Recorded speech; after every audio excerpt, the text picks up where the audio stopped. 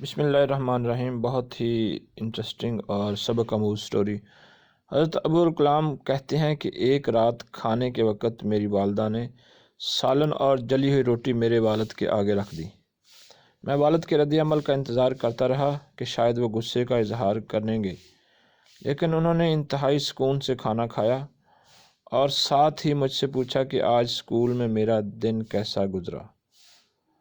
مجھے یاد نہیں کہ میں نے کیا جواب دیا، لیکن اس دوران میری والدہ نے روٹی جل جانے کی معذرت کی۔ میرے والد نے کوئی بات نہیں کی، بلکہ مجھے تو یہ روٹی کھا کر مزہ آیا۔ اسی رات جب میں اپنے والد کو شب بخیر کہنے ان کے کمرے میں گیا تو ان سے اس بارے میں پوچھ ہی لیا کہ کیا واقعہ آپ کو جلی ہوئی روٹی کھا کر مزہ آیا؟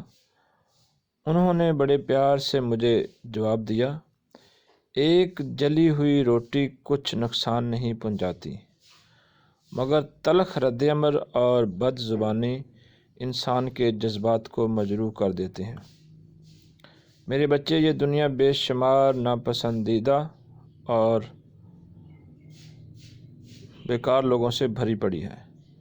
میں بھی کوئی بہترین یا مکمل انسان نہیں ہوں، اور میں یہ سمجھتا ہوں کہ ہمارے ارد گرد کے لوگوں سے بھی غلطیاں ہو سکتی ہیں۔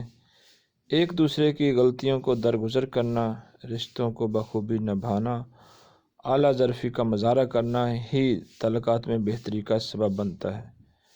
ہماری زندگی میں اتنی مختصر ہے کہ اس میں معذرت اور پچھتاوے کی کوئی گنجائش نہیں ہونی چاہیے۔